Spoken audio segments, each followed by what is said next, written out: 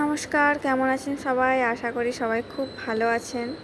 তো আমরা শেষমেশ অনেকটা রাস্তা পার করে হায়দ্রাবাদের কাছাকাছি চলে এসেছি। কাছাকাছি বলবো না, একদম হায়দ্রাবাদেই চলে এসেছি। আর জাস্ট একটু পরেই নামবো। এখান থেকে পুরো সিটিটা দেখা যাচ্ছে।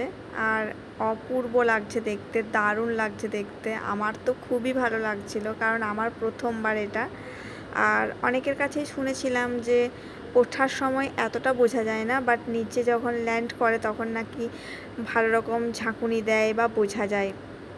কিন্তু আমার ক্ষেত্রে একদম অন্যরকম মনে হয়েছে। এবার যার যেমন নিজের অভিজ্ঞতা।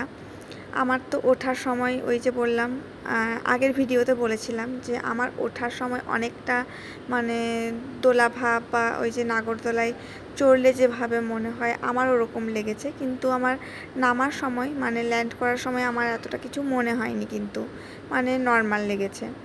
তো বাবার কাছে শুনছিলাম যে এই যে প্লেনটাতে আমরা এসেছিলাম, এর আগে তো আমি ভিডিওতে বলেইছি যে আমার বাবা মা ভাইয়ের এটা নিয়ে 3 থেকে 4 বার হবে আসা যাওয়া হায়দ্রাবাদ। যেহেতু আমার মায়ের অপারেশন হয়েছিল গত বছর, সেই সম্পর্কে যদিও আমার কোনো ভিডিও নেই বা আমি তখন ইউটিউব করতাম না, তো বলে রাখি। তো সেই সূত্রে বাবার কাছে শুনলাম যে আগের যে প্লেনগুলোতে আসা যাওয়া করা হয়েছে সেগুলোতে নাকি এতটা ঝাঁকুনি বোঝা যায়নি, বাট এটাতে নাকি বোঝা যাচ্ছিল। তো যাই হোক, শেষমেশ আমরা কিন্তু পুরোপুরি মাটিতে ল্যান্ড করে গেছি। এবার আস্তে আস্তে আমরা ঠিক জায়গায় চলে যাব। তো এটা হচ্ছে একটা ইন্টারন্যাশনাল এয়ারপোর্ট। এখানে কিন্তু চারিদিকে অনেক প্লেন দেখা যাচ্ছে, মানে তোমরাও যদি একটু ভালোভাবে দেখার চেষ্টা করো তাহলে দেখতে পারবে। মানে বিভিন্ন কালার প্লাস মানে বড় বড় যেগুলো বিদেশ যায় বা কিছু এরকম। এই দেখো আরেকটা প্লেন, আমরা যেরকম মানে ব্লু আর হোয়াইট এরকম একটা কালার প্লেনে এসেছি, ওই রকমই ঠিক সেম, আমার তো মনে হলো একদম সেম আরেকটা প্লেন মানে যাচ্ছে।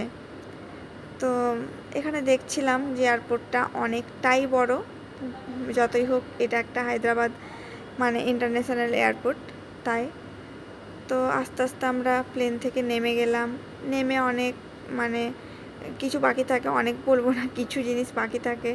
ওই যে ট্রলি থাকে, ব্যাগ থাকে, নিজের লাগেজ, সেগুলো নিজে চিনে নেওয়া আর কি। তো আমরা এখান থেকে নেমে গেছিলাম। নেমে গিয়ে আমরা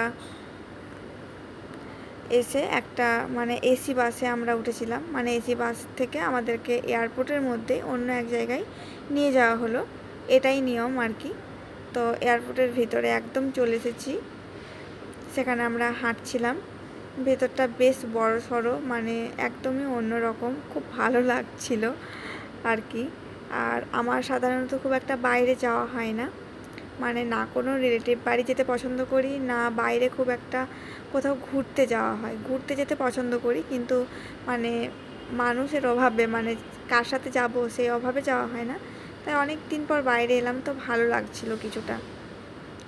তো এখানে আমরা ব্যাগগুলো নেওয়ার জন্য, নিজেদের লাগেজগুলো নেওয়ার জন্য দাঁড়িয়েছিলাম, কারণ এখানে নিজের ব্যাগ নিজের লাগেজ নিজেদেরকে চিনে নিতে হবে। তো সেই জন্য অপেক্ষা করছিলাম এখানে। তো পেয়ে গেছি শেষমেশ আমরা।